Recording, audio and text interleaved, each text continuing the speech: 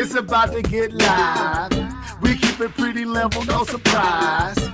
Come and listen to the topics busted. Yeah, check out our discussion.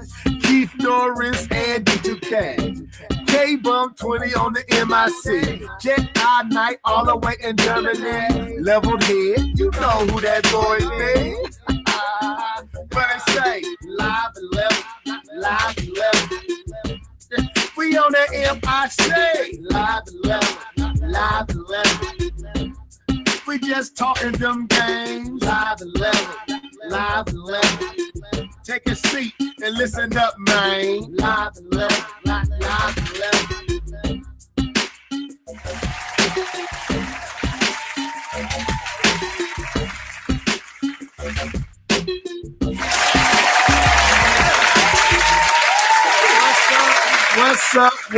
What's up, people? This is your boy Levelhead, and we are in the new year. This is 2019. The crew is in the building. I got Mufasa. I got Captain America. I got Optimus Prime. I don't know how he came back from the dead, but he is here.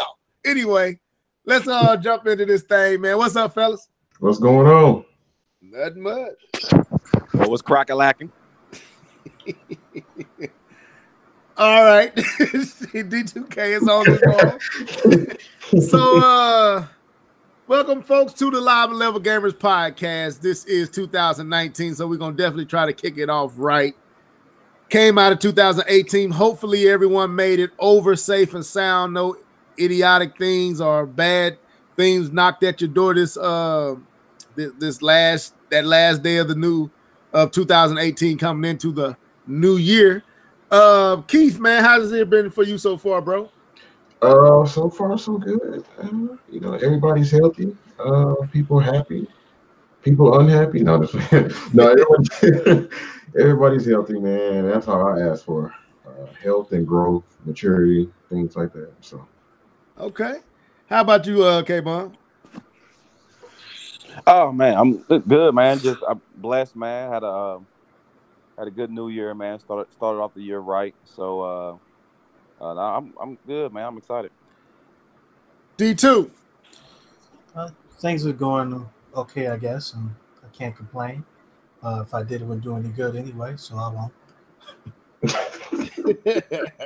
get that. But yeah, man, we over here. We in here, and we're gonna talk about some games, man. We want to know. You know, we got a few topics set up for you guys.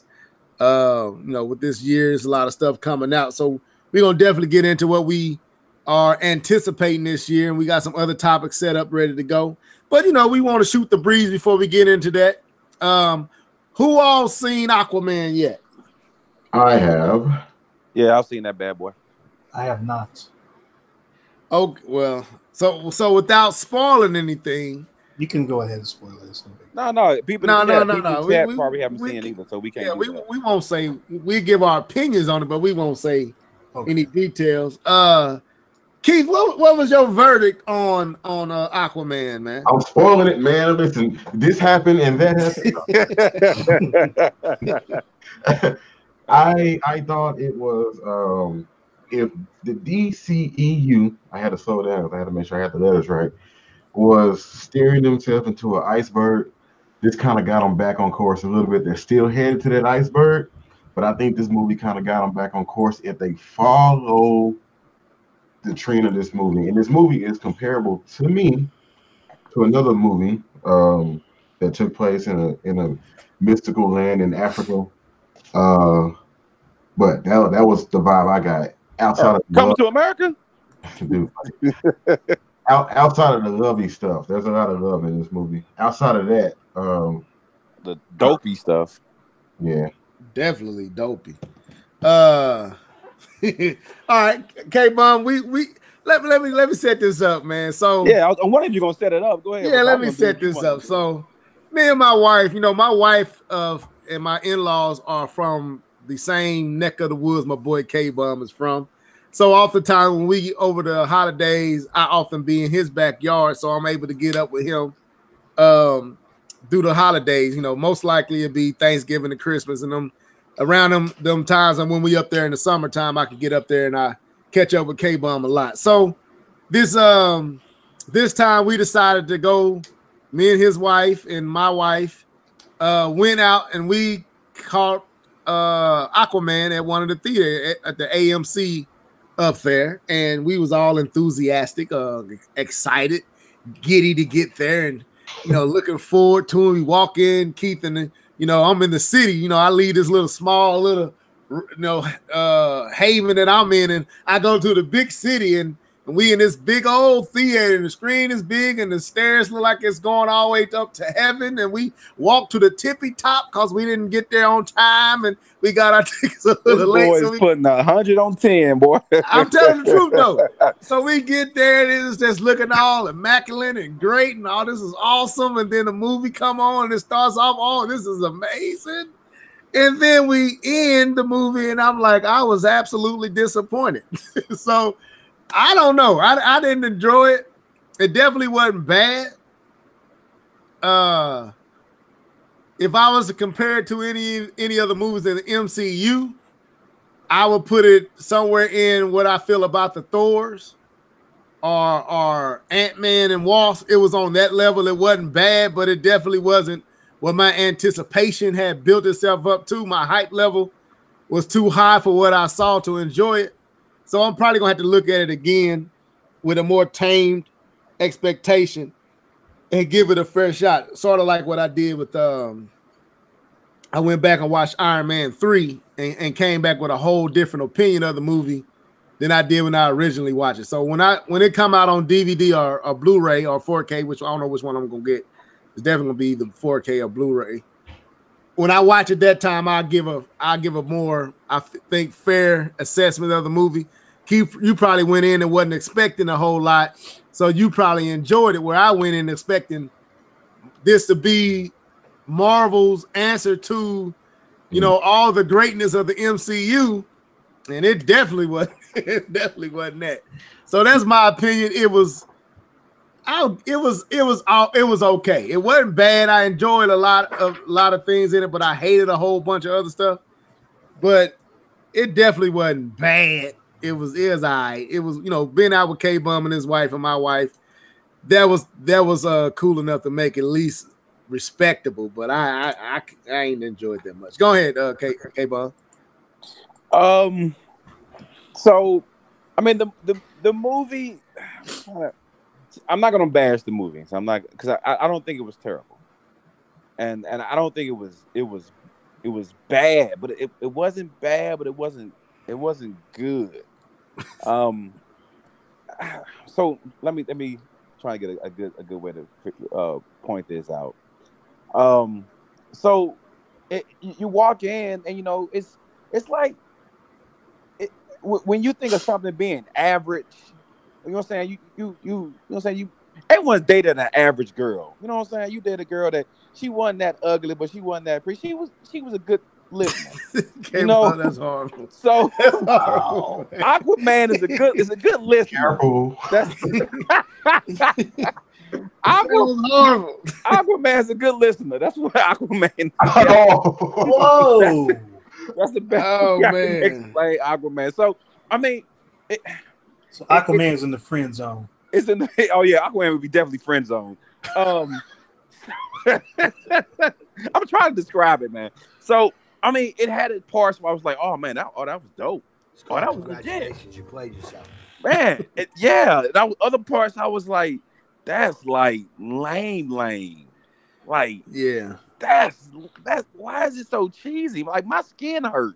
Why would you make that choice? Like what are we even doing here? Like, several parts of the movie, I'm like, what are we even doing here? None of this makes sense. Like, why would you choose this direction as far as in storytelling? And like, so yeah. So, but it was other parts. I'm like, that was legit. The CGI to me was way better than I thought it was going to be. Yeah, I thought CGI was a standout of it. I thought I was going to hate the CGI because I saw the trailer for it. I'm like, this is going to be terrible. But the CGI wasn't bad. And I thought the guy does a good Aquaman, but you don't have to force the romance. Yes, stop. He doesn't have to fall in love with everybody. people can have a movie without falling in love, can they? Is that possible? But the I character, don't know. I don't know. I'm just saying. Let me send these shots out. What's up, Dark Sun Rider? Welcome to the show. What in the world? Oh, okay, my bad. It's called congratulations. You played I yourself. didn't mean to do that, but hold on. Applause. Yeah, I'm trying to. It ain't letting me. It's called congratulations. You played Here yourself. it is. That's good. All right, Dark Sun. I got you all messed up, but welcome to the show. The truth is in the building. And Tony is in the building. What's up, people?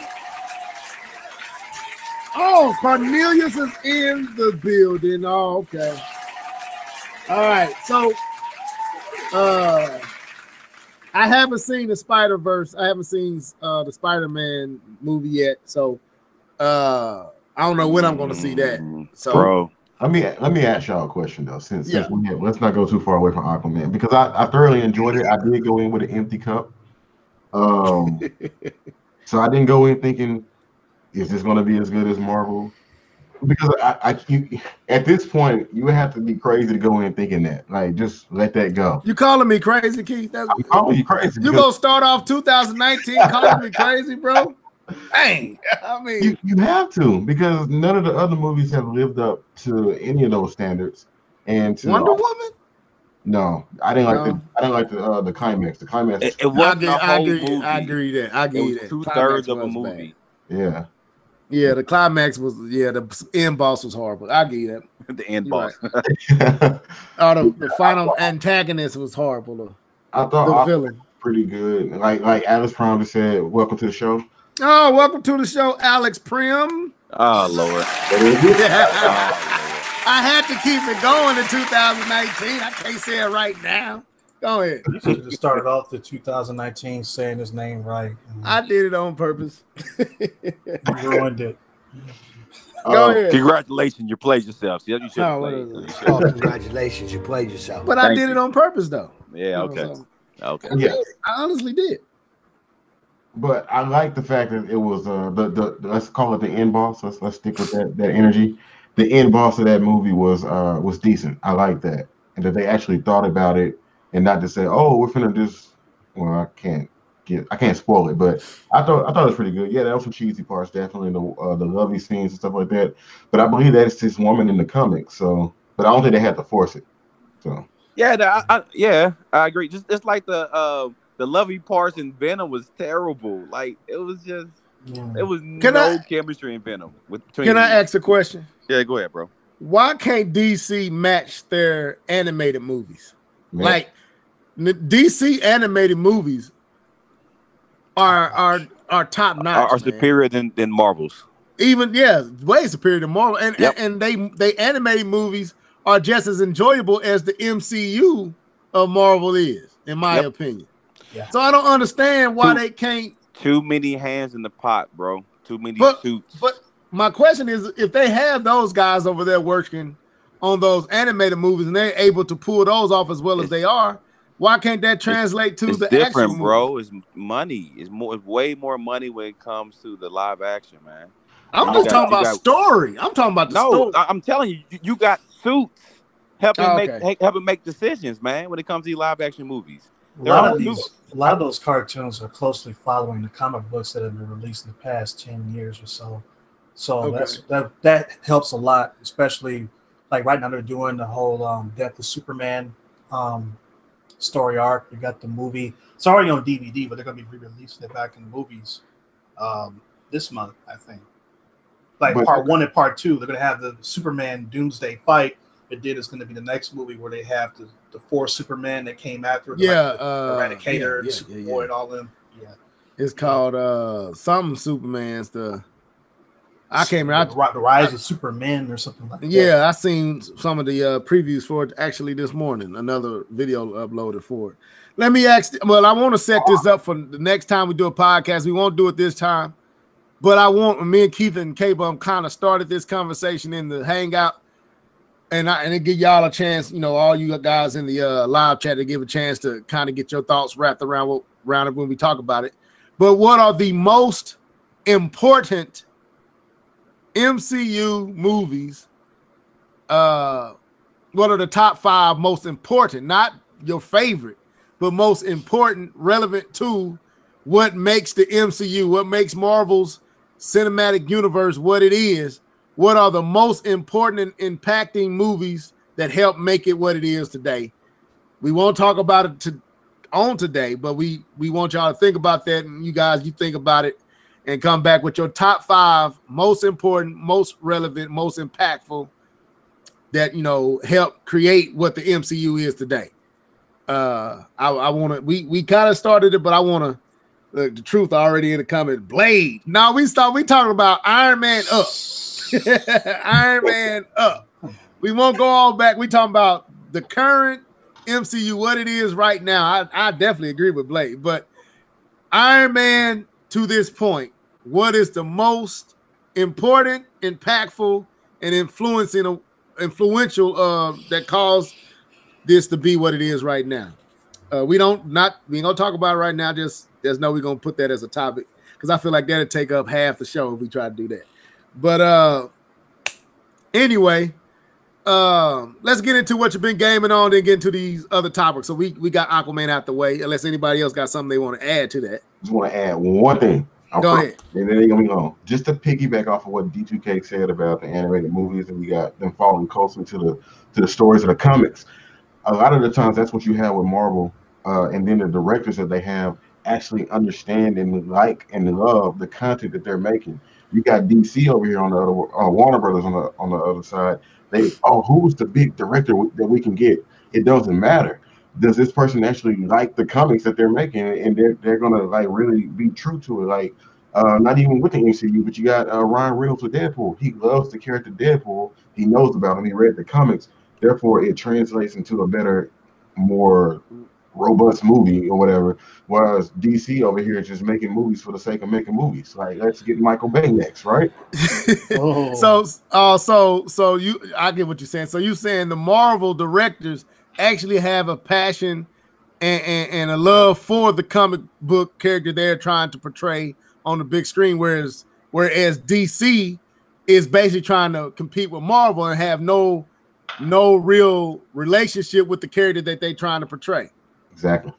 Oh yeah, that makes a lot of sense. I'm with you on that. I would agree and disagree with that because Jeff Johns has been one of the main writers for DC in the comic books, and he had his hands in at least 2 of the last 3 movies from DC, and they've been not very good. So he might not have a bigger voice. He might not have the biggest voice that he probably could have. Maybe, I don't know. I gotta see this Bumblebee movie too. I see Alex talking about it. I haven't seen it yet, but Keith, you said you've seen it. I've seen it, and they also force love in this movie as well. What messed me up, and I know D2K can correct this. I went back and watched the first episode of the original Transformers because I was curious. I was like, how in the world are they on Cybertron? The movie opens up in Cybertron. Like, I can spoil it for you. I don't even care. I haven't seen it, and I plan I haven't seen it.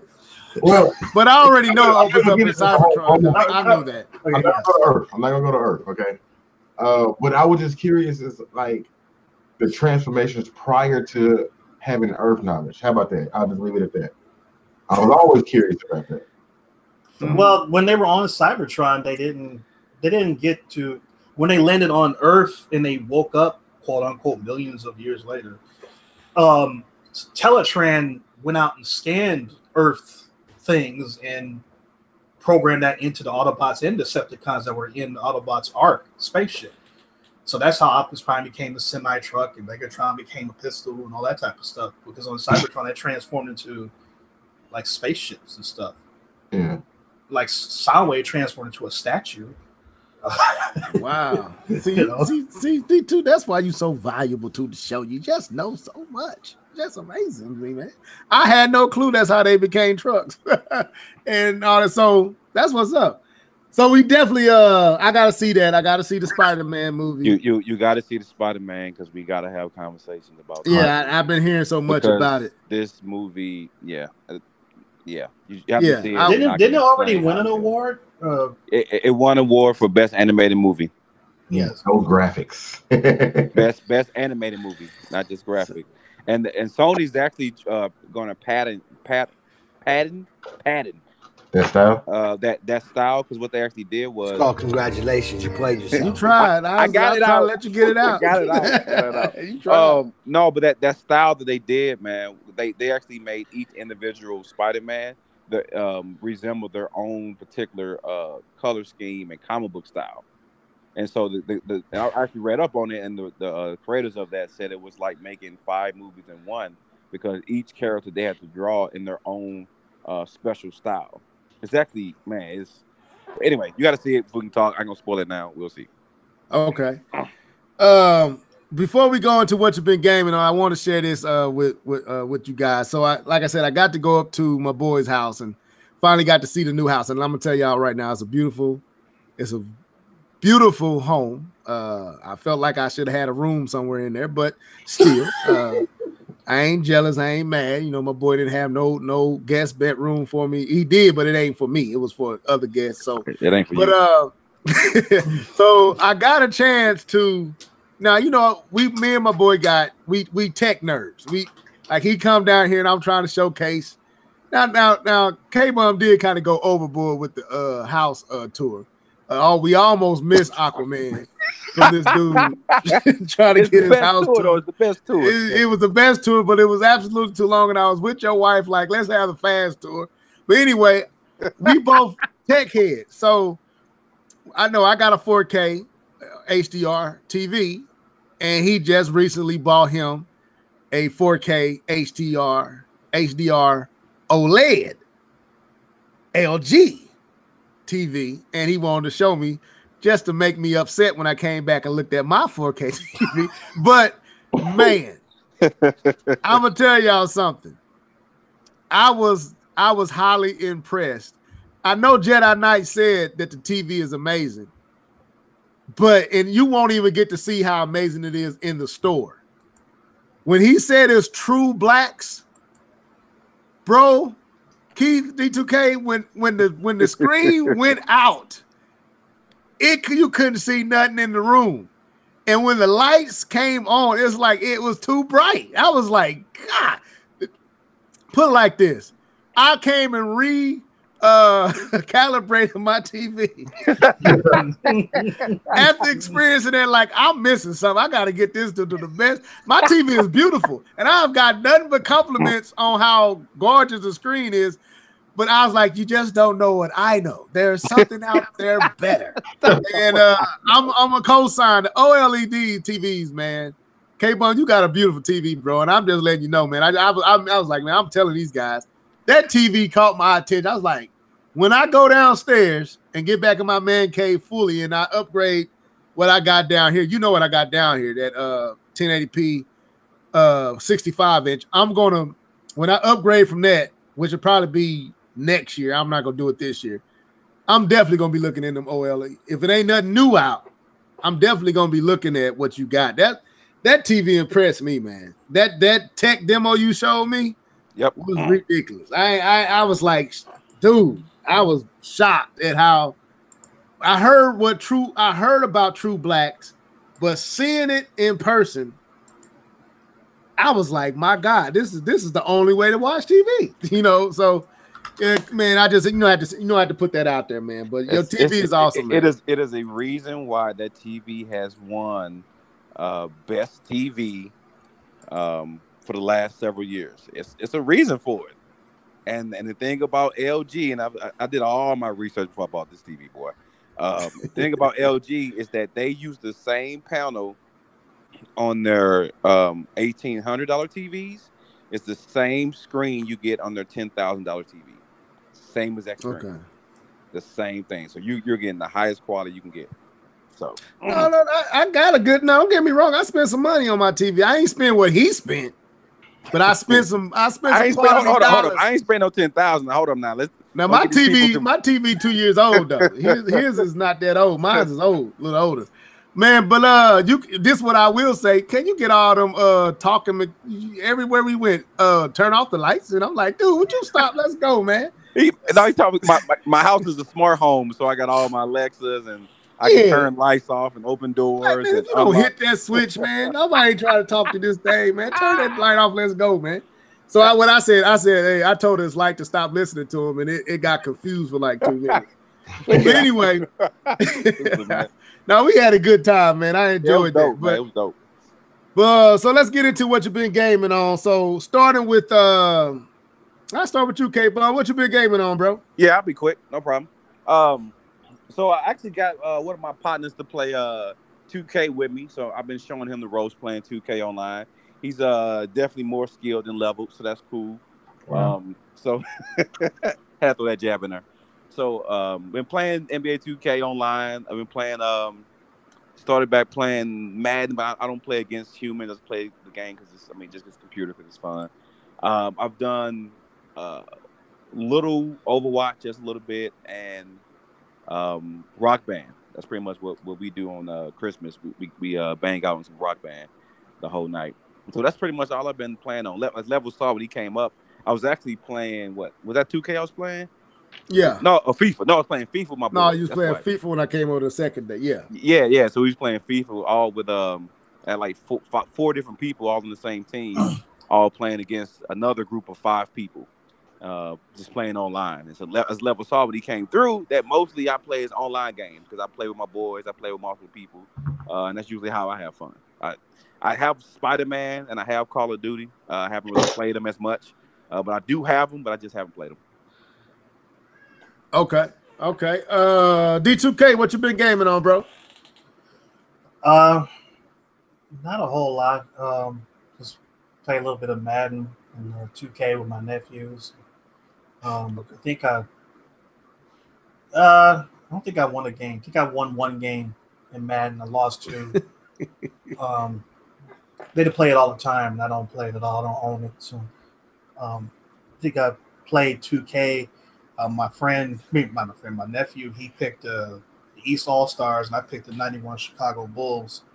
And the whole game basically turned into an argument between Jordan and LeBron. So that was fun, But we're not gonna get into here. We'll move on to the next topic.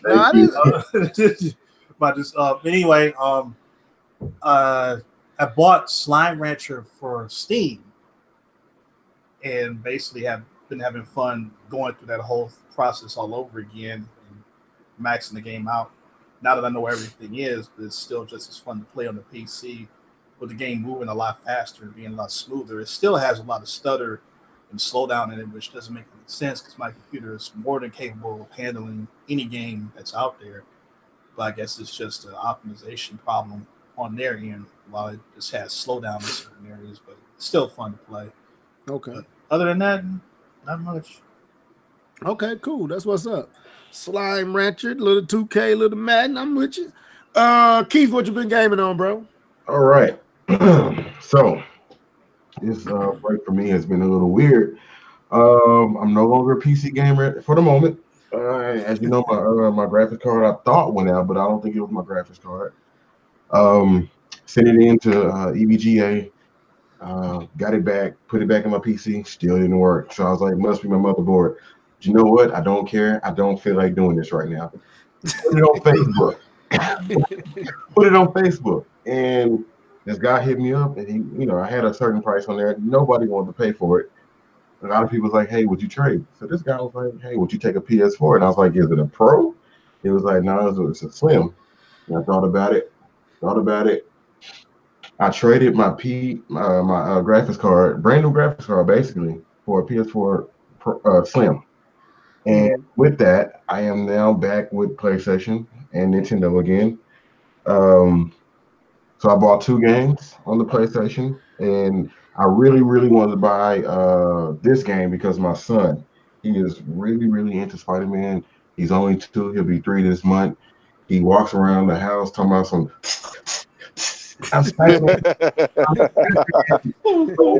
Naturally, I had to buy Spider-Man, and he did one of the cutest things. Like I handed him the controller after showing him how to do a little bit, but he still doesn't get the whole camera and moving at the same time.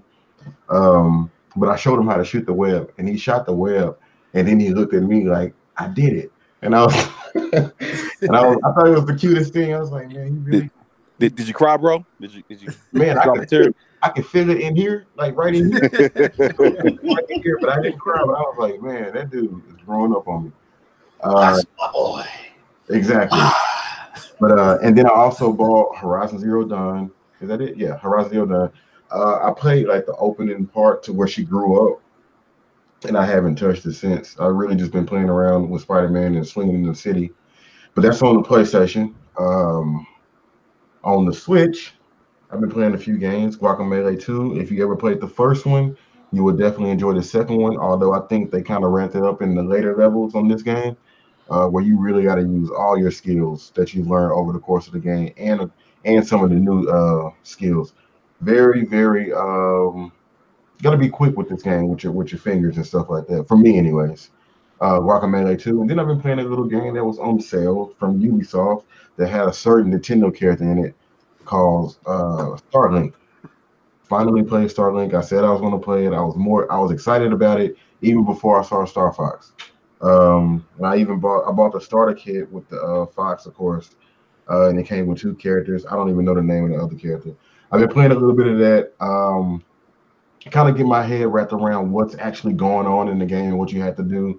And I'm getting the hang of it. I haven't played much after I beat the first boss. I haven't played much since then. The toys themselves, they're pretty cool. But if you got babies, pay attention to them. They will put them in their mouth. They're pretty cool. Can't get expensive because it's kind of cool just having like a whole R-Wing sitting on your desk or your TV stand, and then you got some other chips. The weapons I think are pretty cool. I don't think it's necessary to have toys for that, but it is pretty cool. And some of the things that you can combine with elements and stuff like that. I won't get too detail with it. I mean, just go play the game. It's pretty dope. So far the story it seems good. The graphics are pretty dang good for the Switch. They're very comparable. I looked at some videos. Outside of a few textures and grass particles and stuff like that, it's pretty much the same. What else have I been playing? I did end up buying LA Noir for the Switch, even though I got it on my PC, but I can't play it on my PC because, Uh, is that it? I really didn't play much of it, of LA Noir. And I think, and I did buy Wolfenstein because it was on sale, and I bought that digitally, which I kind of regret. That took up a lot of your savings. That did take up a lot. It did take up a lot. Man, I see why I got you. And I hadn't really been playing much of that either. It's really just been the Starlinks and Spider-Man and Guacamelee. What you said you sold your GPU. What kind of GPU was it, by the way? Oh, it was a 1070. Yep. So that's about what, $299? No, that card that I have right now, brand new, is still going for like $4 or something. Yeah. Yeah, I didn't want to tell y'all that. No. Whoever you sold, I'm applauding whoever you sold it to. I mean that. I mean, I would have held out for a pro for that one, bro. Yeah. No. Yeah. Oh well, before I did it, I was comparing them. I was like, You said that's the best offer he got, though. I mean, you gotta do what you gotta do. I know how that is, man. That's why I don't have an Xbox One anymore. But, Oh wait, what happened? Need the money. Oh, gotcha. Never mind. Okay, well, I mean, hey, you couldn't use the computer; it wasn't gonna get you nothing just sitting there, so you got something out of it. So I understand. Exactly. I wasn't trying to fix it anytime soon. So, and the card it's just depreciating over time. So you don't know what went wrong. I mean, you don't know if it's being. I think it was the motherboard because my BIOS wasn't even coming on. So you got no power at all, or you just I have power. Just y'all hear my babies? Do y'all Yeah. hear them? Okay, I just want to make sure. All right. Yeah, I have an MSI board, and my MSI logo wasn't coming on, and I tried to do the whole reset thing. There's like a little thing on the motherboard where you can stick like a flathead into it, and you can reset it, and it still didn't work after that. And I was like, I don't even care about this no more. I really didn't. I'm sorry. I know it sounded like I probably did get ripped off, but nobody's really gonna buy it. Nobody, like, you have to find, like, I don't live in a market where like it's a whole lot of PC gaming. So even if I had to pay it off and stuff like that, I would have had to come out of pocket with shipping and it just give me the PlayStation. I'll be okay. Plus, I can play a bunch of games I haven't played, and I can still play a lot of those games that I would have played on the PC anyways. Like Tomb Raider, I'm waiting on that to go sell. I could have played that on on the PC. It doesn't matter, man. Well, okay. Well, I guess it's my turn. I think I got a lot of gaming in over this holiday. Keith, I got a chance to play that Spider-Man on the PlayStation 4 while I was up in K-Bum backyard. I'm gonna say right now, it's basically Arkham City. It's Arkham Knight. It's Batman Arkham Knight with Spider-Man.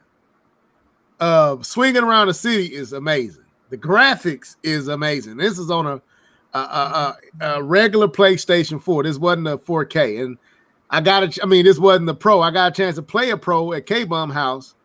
We saw God of War 4. It was amazing. I mean, don't get me wrong, it was amazing. It didn't blow me away, but it was definitely better looking than a base model PlayStation 4. But I don't care where you get the game, whether it's a PlayStation 4 or Pro. Them games just look good, man. Them just some good looking games. And Spider-Man is a beautiful game. Swinging around the city.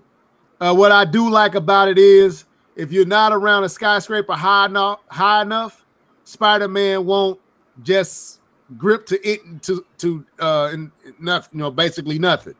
It got physics to it to where if you're not, let's say you're not, it ain't no skyscraper, well, you can't swing like that. You see what I'm saying? Like it really plays realistic. I like that. It felt good. It was responsive.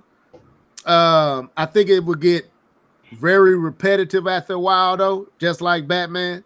As I was playing against through some of the storyline, I think the first, well, I don't want to, if you haven't played Spider-Man, I don't want to tell you who the first boss is, but as we got to the first boss, I was kind of already growing tired of the same settings where you're getting surrounded by, a whole bunch of soldiers and you dodging and jumping and hitting this person, just like Batman. And it's basically Batman. That did get repetitive. Yeah, and I was like, man, it's great. Look, as awesome looking as this game is, it goes back to what me, you, and Keith, K-Bun, all of us were saying here. It didn't. I don't regret buying it. Now, will I get it? Probably when it goes down to 19, somewhere like that. I might go and cop it. Another game I wanted to get is what you got, Keith, that Horizon Zero Dawn. I plan on getting that. K-Bum said that'll be a good game to check out. But I played Spider-Man, got some Shadow the Tomb Raider in. But the games that I've been playing the most over this weekend, over this break, this past break, was Smash Bros. I got Smash Bros, people.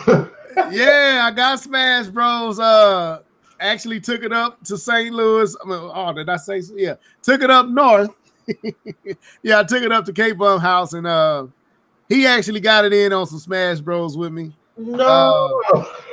Yeah. Well, let me tell the story. I wasn't going to get it. I was going to wait.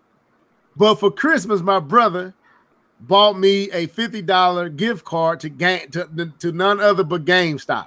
Dun, dun, dun. So it wasn't like I had many options, and it wasn't nothing I really wanted. So it was either going to be Red Dead or Smash. So I got Smash. So, but let me say this, man. It's worth the buy. And I don't even like Smash games like that. I'm not a Smash guy like that. But this game is dope. It's definitely worth the purchase.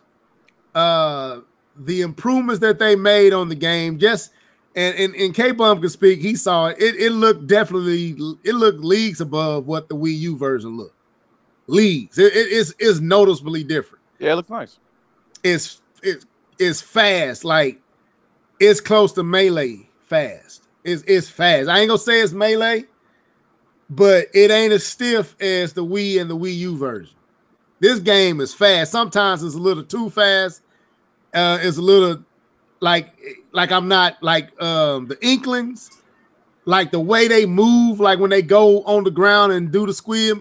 That stuff looks so butter smooth and slick, man. It just got something about it that I want to come back and I play it. And even my son, who normally ignores anything Nintendo, when he sees Smash on, he wants to control it. He wants to sit down. He wants to get into it. So I've been playing that. I'm enjoying it. The whole spirits, I still ain't understanding the whole thing with the spirits. It's cool, but it is what it is with that. But overall, I like the game. The online is hit and miss as usual. Some games will be butter smooth. Other games it look like your system is Putin and losing cognizance or something. I don't know what's going on, but overall, I like the game. I think it's definitely worth the purchase, the entry, the purchase. Another game that I went out and got, it was on sale, was NBA 2K19 for the Switch. And I'm going to say this game is impressed me more so than even Smash. I wasn't expecting the game to look as good as it looks. If you played 2K18, you'll know why I'm saying what I'm saying. 2K18 didn't look that good. I'm be honest. It was okay for entry for the Switch. It was better than what FIFA gave you. Yeah, but in my opinion, if you see the 2K18 on the PlayStation and the Xbox, and then you come to the Switch version, you're gonna be like, that's ugly. I didn't say that. I mean, I played it. I played it with Jedi, and because it was ugly to me. Okay. I ain't saying that works. I'm saying me, and I'm a Switch. I like the Switch. You have the Switch. I like the Switch, and I think it's ugly. 2000 had. He has the Switch. It's still here. Okay. It's still here. Let me say this. Hold up, man. I gotta expose my boy. Oh, dude, you gotta stop doing the Switch. So I walked to this dude's house. Oh, here we go. Look, listen to this, Keith, and y'all listen up.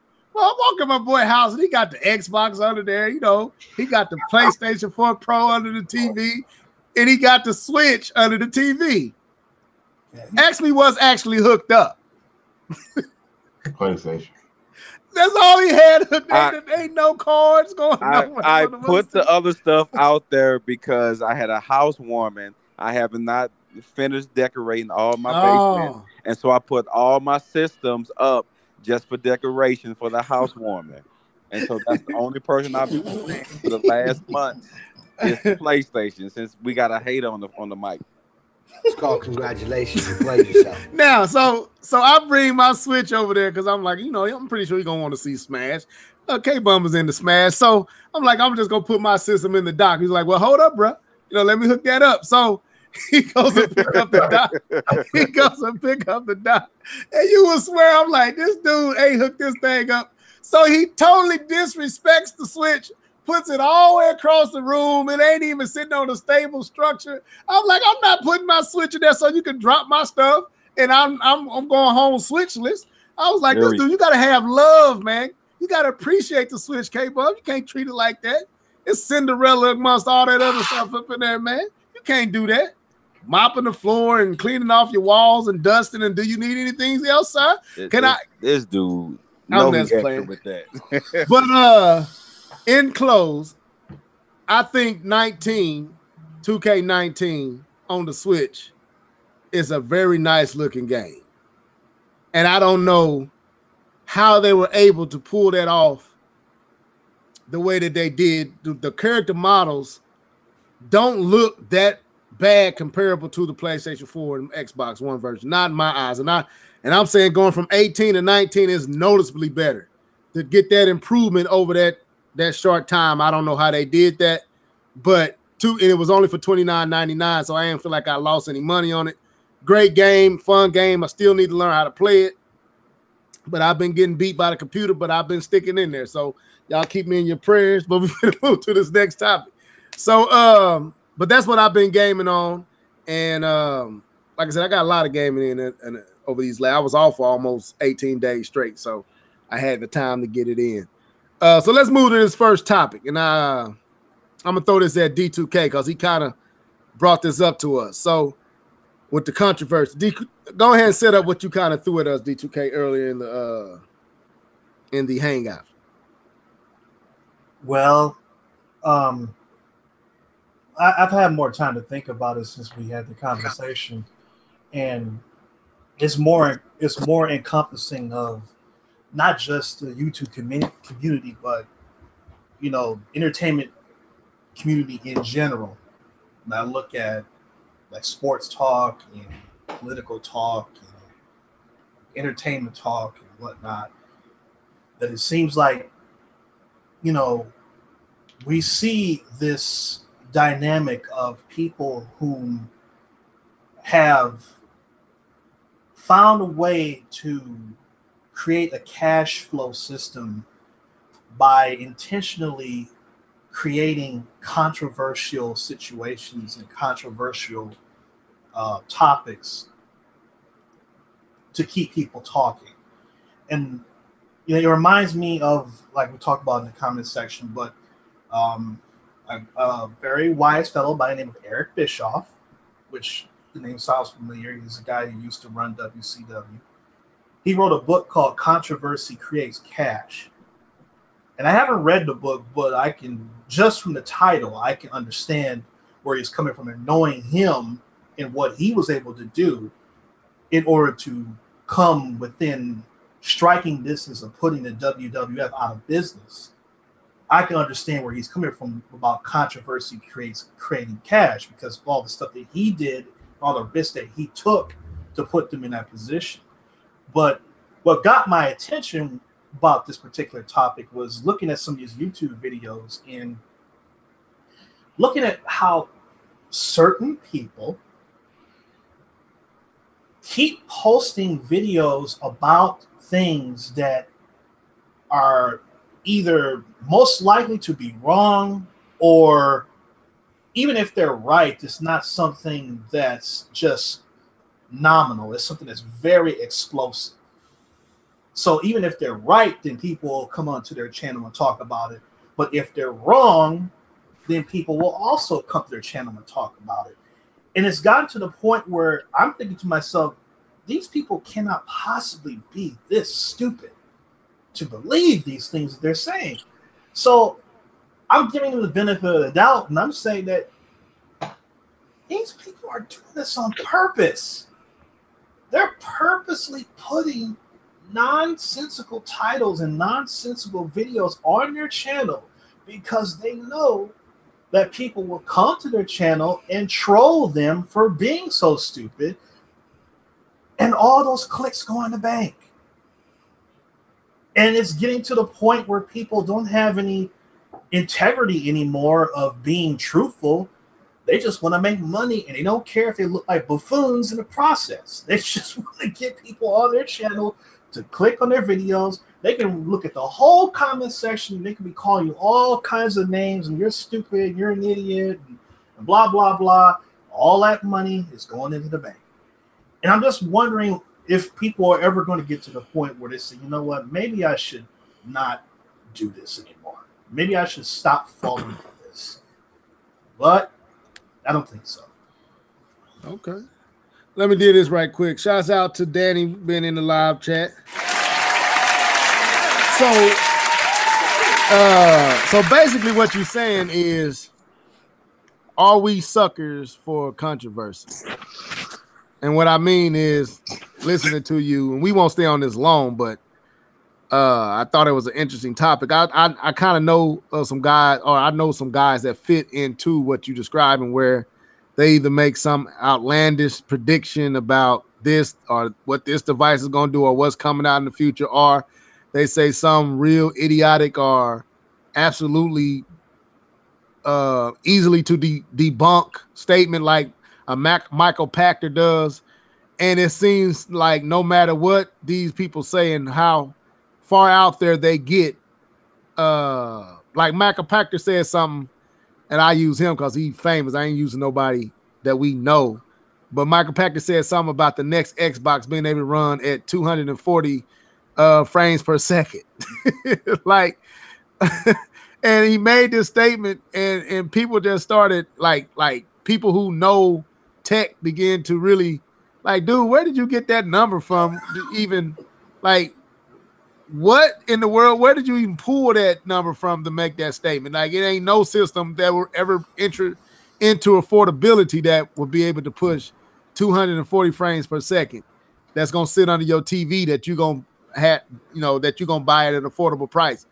And it's like that type of stuff that seems to always attract, like you said, folks that want to be combative and debate and argue against what they say, folks who use it to validate and push their their position with why the system is horrible or why the system is so awesome or whatever. Like an Xbox cat will latch on to what Michael Pachter say, and then you have other folks in there that argue against what he said. And all this is building up Michael Pachter's, I'm just using him as an example, building up his channel, building up his Twitter page, or wherever he posted the stuff, is just getting click after click after click and getting covered by multiple different people, all because it's controversial. And it's like, are we basically sluts for controversy? And I noticed something with myself. I started monitoring, like when I would watch folks who would just, like you fit the description that you just described, D2K. I started unsubscribing to these cats. Once I noticed that's all it was, and I would see myself drawing in and getting lost in the comment section, not even commenting, just listening to what everybody else or reading what everybody else arguments was and going back and forth. I just started unfollowing. I think I unfollowed like a whole, like at least probably 80% of the folks I was following. I unsubscribed, and I noticed I started enjoying games and I started enjoying videos because they wasn't flooded with their stuff. So I think it's, people just need to detach themselves from cats who do that. And I think they might actually enjoy their pastime hobby, and they don't have all the, you buy what you like and don't have to worry about all the naysayers who, got something to say about it. I don't care whoever wanted. Cornelius made a really good comment. He says that war is profitable when it's controlled on both sides. The truth said, level said, what? I said they are controversial. They love controversy. Yeah, I call them sluts. It's the truth, though. That's a good point. No, good point too, D2K. And about what? Sorry, good point to Cornelius. And so, but what they're doing is no different than what's done on a bigger scale. So it's funny because I was watching a video. Actually, if you guys got a chance to check them out, it's called the 90s, whatever, on Netflix.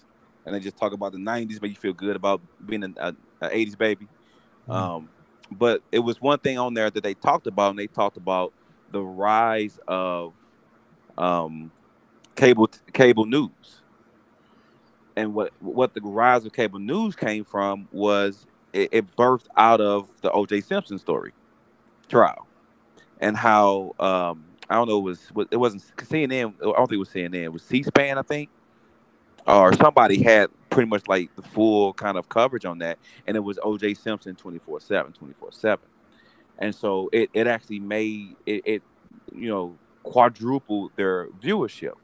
And what happened is that business people started to buy up the news companies, CNN, Fox, blah blah blah. And what they did was they started to centralize, that's the word I'm looking for, the news, and make it seem bigger than what it was, and blow it up and make it seem outlandish, and make all these crazy claims, because that brought viewership.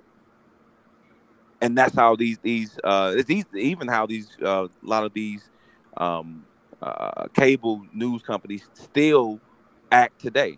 They make these outlandish claims and crazy claims to keep people looking. Oh, what he said? What they did? What? Let me see. And that's how people get off in this community. I mean, on a bigger scale, it's done the same way, but even more. So to me, it's not surprising that they would do it, even for the extra 500 likes or 1,000 views. Welcome to the show, Heart and Soul. Go ahead, Keith. Throw your 2 cents in there, man. Oh man, controversy. Like I was reading somewhere. Who was that? Oh, that was the truth. Said he unsubscribed from all Nintendo YouTubers, and then you said that. I think you said you unsubscribed. For the most part, not all of them, but a lot. And it ain't just Nintendo. Let me be fair. It ain't Nintendo. It was I unsubscribed from the community almost in general. I really like stopped following a lot of people because I noticed most of my time was listening to arguments and debates and back and forth. Now I had my fair share of that on my own, doing it myself, but back then it was, I used to love watching Shokio debate Black Bun, or I love when Mr. T made that video where he had Black Bun exploding and what's his name? Zaire came on a spaceship and I liked all that stuff. But that was back when I think it was more pure and fun and maybe it was serious to them and it hadn't penetrated me as much so I can watch it without getting all caught up in it. But I noticed you stay around it long enough, you start getting sucked in too. And I noticed I wasn't gaming as much. I wasn't enjoying it. I was frustrated. I was like, is it what's going on in what's under my TV, or is it me tuning into all this nonsense all the time, letting this stuff kind of shape and form my thoughts and kind of influence my thinking on my thoughts? And as I began to detach from it, I noticed I was back to enjoying my games like I always had. And that's why we got the collection of people we have on this podcast now. And that's basically, I just detached from all of it. So it ain't just Nintendo. It was Nintendo, Sony, and Microsoft. All the ones that were just keeping up nonsense in the community, I detached from and I don't follow them. I don't get none of they alerts or none of that. I don't. So if I want to hear I'll just pull one out. If I want to hear what Black Bun or Hard 8 or I ain't gonna say I'm using people that we don't but if I want to hear, I gotta literally go like Zaire, I gotta literally go to his channel to hear that. I'm not gonna get any of his new videos. And I can name a whole bunch of others. I'm just using those because they more well known. But yeah, I just divorced and detached myself from it, man.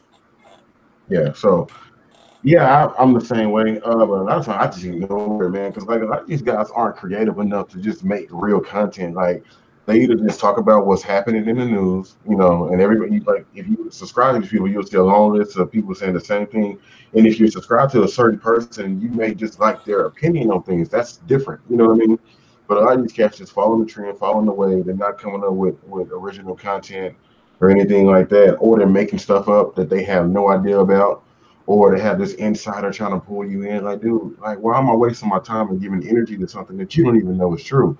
You know what I mean? Yeah. So that's also a type of controversy in my opinion. Yeah, I don't like any of it. But like, who was it? Somebody said DPK quoted it. War is profitable when controlled on both sides. Yeah, Cornelius said that. Yeah, that is so true, and that's what they're doing. Like, it's all controlled, and just what's presented to you is the finished product. You know what I'm saying? Here's it on the platter, but really we're making money on both sides. Like, or just what I'm saying? Like Nintendo will put out a false. Let's be truthful. They put out something false, and then the community will eat it up, and everybody be doing all this and scrambling, and nobody really. It's like a magic trick almost. Like you didn't really see what we were doing because we gave you this. Right. And go ahead, Keith. No, go ahead, D2. I mean, well, I mean, look, the tragedy in this is that there are some people out there who actually are that dilapidated to believe what they're saying, and there have been known to be people who are actually insiders within the industry, people who work for studios, people who work for development companies, to deliberately give out false information to certain people just to see them fall on their face and stand back and laugh at them. Yeah, and you would think they would learn their lesson after the last time they made the big old statement, and then none of it happened. And that's the thing, is like, you cannot say no names. We all know who we're talking about. You cannot literally you can't put your pants on one leg at a time and be able to accomplish that task and be that dumb. You can't. I refuse to believe that. My point is that you're doing this on purpose. You are not that stupid to actually think this is going to work for a third or fourth time after 2 or 3 fails in the past. Colossal failures.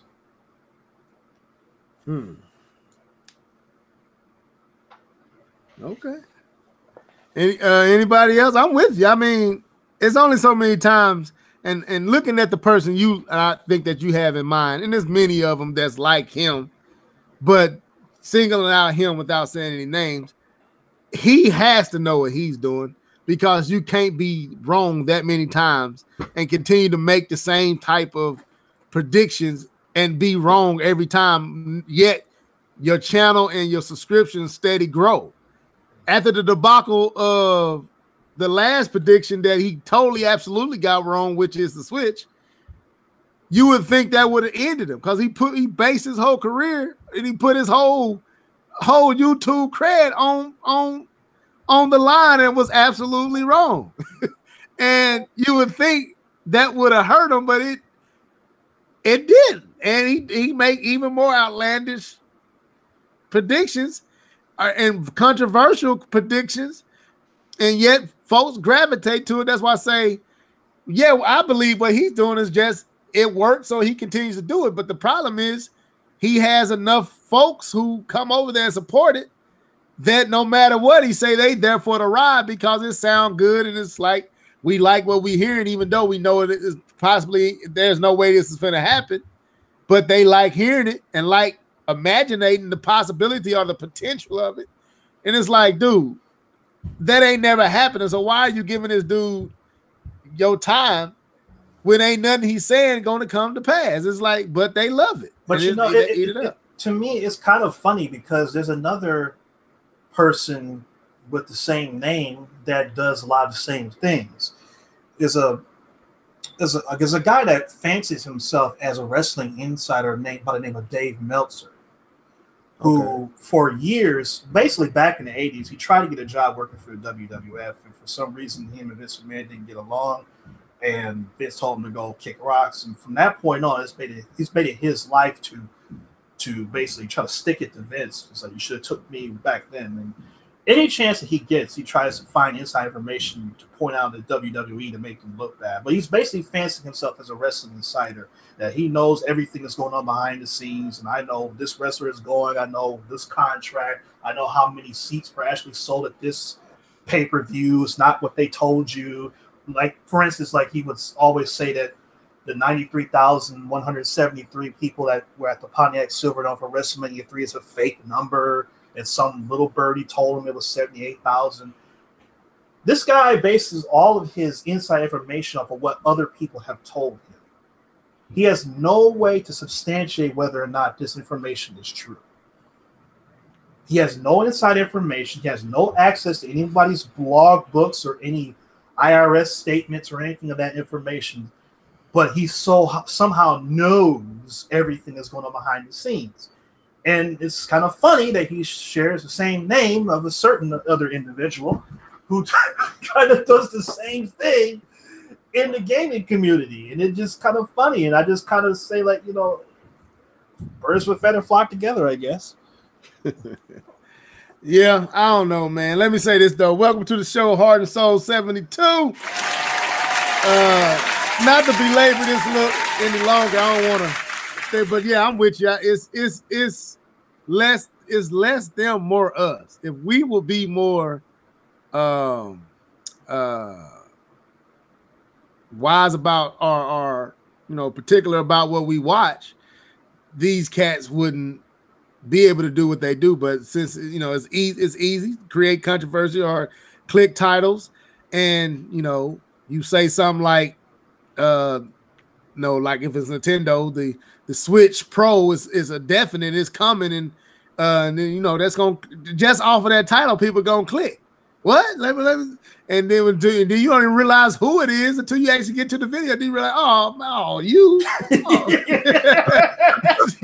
haven't had that happen, Keith. You sit there, you didn't even see who the video was by. You just saw the title, and it's like, oh, what? I've had that happen to me, but it like if it's anything about Microsoft or Xbox, it always winds up going to Crap Gamers videos channel. Oh man, yeah. Almost every single time. I'm like, doggone it. Oh, it's you. Oh, click. I gave you a view. I ain't even watched 3 seconds of this video, but I gave you a view. Let me push the down vote since I came over. So I'm messing. I just get out, but not to stay on this. Yeah, man.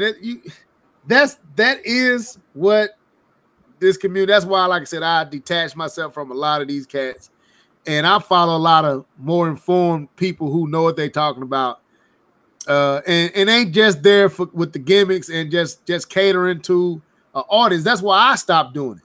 I saw myself catering to an audience, and then when I want to say something that didn't necessarily scratch your itch, then you couldn't handle it when I would say something truthful about the same platform we all supposedly love.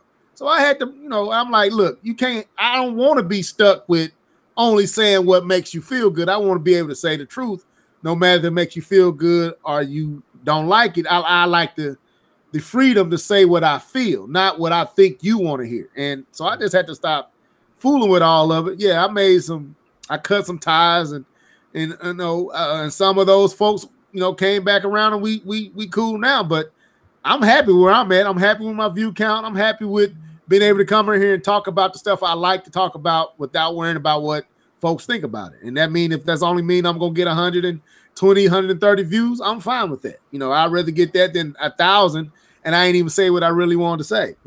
So, but moving on, let's go to our main topic. Then we hit these. Well, let's knock out these little smaller ones out the way, and then we get to these. And we're going to be real quick. Sony has sold over 90 million PlayStation 4s. That is ridiculous. K-Bum, you are the Sony guy. How do you feel about that, man? That Sony was able this generation to move that many units? 5 years. 5 years and 90 million, 90 plus. I don't even know the full number. I know it's over 90, but what as a Sony fan, we all like Sony, don't get me wrong, but since you haven't said much, what when you saw that number, what did you think? God dang.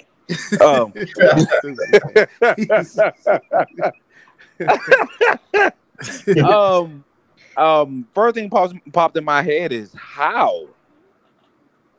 Like, seriously.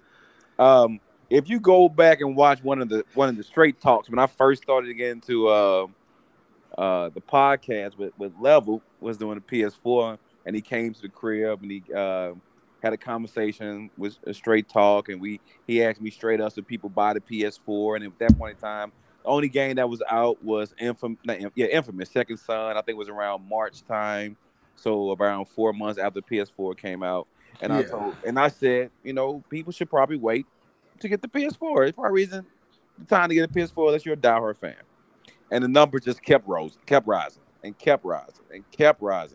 to the point where it's now where we're talking about 90 million in 5 years.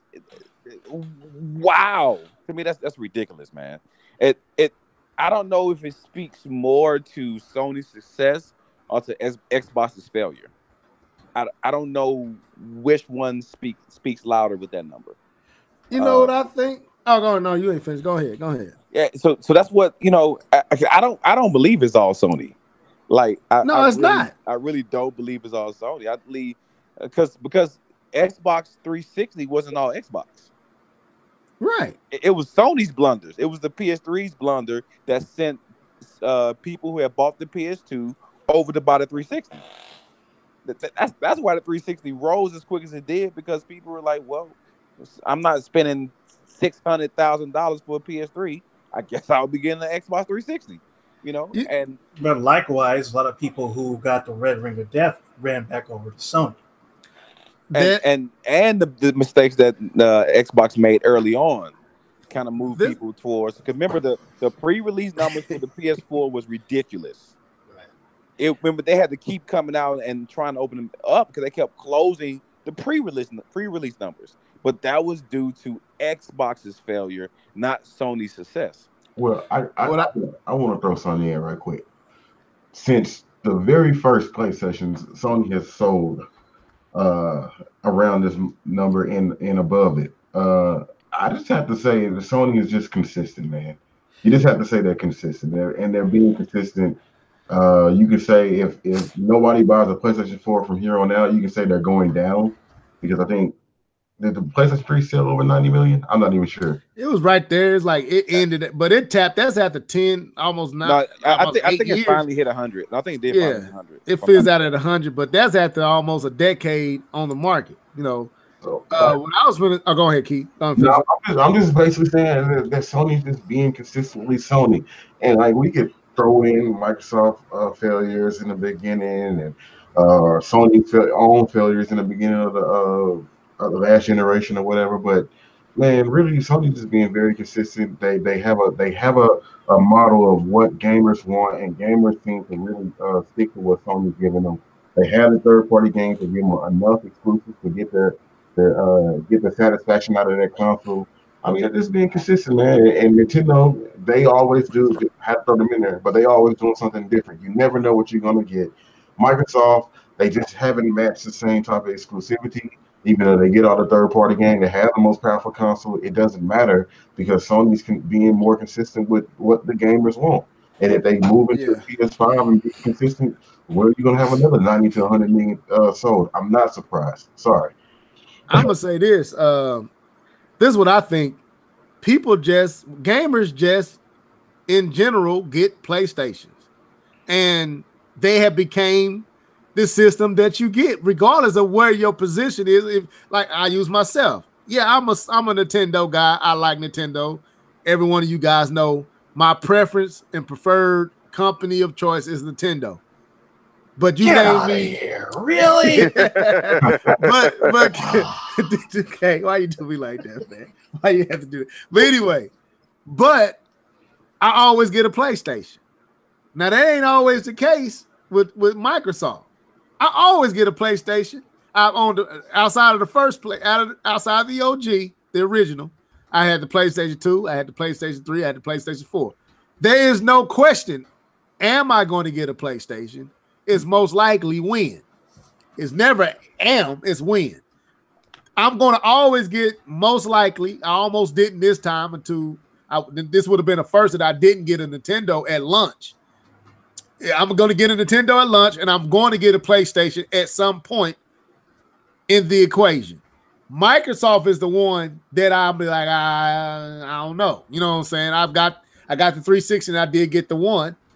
But I bought the one because my son really wanted it, and I did want to play a particular game on there. But I don't know if I'm going to run back to Microsoft next generation. I might, but I'm definitely going to get whatever Nintendo make, and I'm definitely going to get whatever Sony makes. And I think it's more people like that with Sony than anyone else. They're going to get whatever Sony makes. As far as gaming, I think majority of gamers think like that. If Sony come out with a new system, majority of the gamers going to get that system. That's how. So they have moved into a space that I don't even think, and it's crazy. I don't even. Well, Nintendo had monopoly over the game market, they did, but they in a space even with competition that I don't think no other company has ever really enjoyed, to where they are guaranteed. This is point blank period. They're guaranteed 60 and above, at least 60 million. Now, hold on with that, because that is the same attitude that flopped the PS3 at the beginning. But I understand what you're saying. I can prove my point, K-Bun. It wasn't just the same old. They got Sony back in position with the PS3. There was a lot of fighting they had to, and that's why when I first started this conversation, I started off not boasting about Sony, because I'm Sony not boasting about it. No, I'm not saying no, because they deserve this, because they have outsold every generation except for one. Let's be clearly honest. That's my point. They have outsold every single generation except for one. But when you look at the PS1 did things. It brought a whole new different era of gaming in when they brought in the CDs and when they brought in the 3D and the way they did 3D. And then the PS2 came in with the Blu-ray. brought a whole new genre of gamers in who didn't even buy the PS2 to play games. They bought it to play movies. And even looking at the PS4, they went back to what they did You mean previously. They PS3 went the back. first time? Say what? You meant the PS3. You said PS2. Did you mean with the Blu-ray PS3? Not a Blu-ray. I'm sorry. PS2. I mean DVD. I apologize. Okay. The PS2 was DVD player that when they came out, people bought PS2s just to play DVDs. That was my selling point for my mom. And even for the PS4, they went back to, because the PS3, what they did, they got too cocky and they tried to put everything inside of it. They had routers and Ethernet coming out of the PS3. It was the internet hub. And the thing is, what PS3 flopped on is what Microsoft decided to put in their Xbox One. They put the whole put your TV through it, put your router through it, and all that stuff. And Sony realized in the PS3 it does not work. And if you look at the PS3, they made that a bare bone, just give me a system that plays games. And to me, that is one of the reasons why they were successful this year, because they created a system that plays games and does everything else second. But I will still say, even in what you said, and I agree with you, I'm going to give Sony this, and I still feel like it's a true statement. If you take away the handheld try, well, they did okay with the PSP. The Vita was to fail. The PSP did okay. Every home console has moved over 60.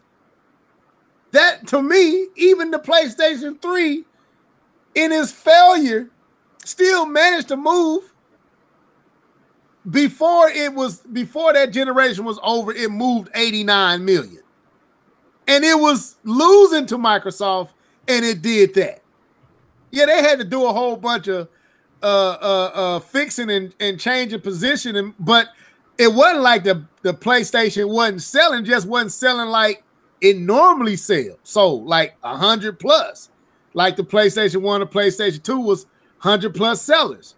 You know, the PlayStation 3, it didn't look like it was going to make it to that, but it was definitely going to go past 60, whether it righted the ship or not. It was going to move 60, at least 60 million.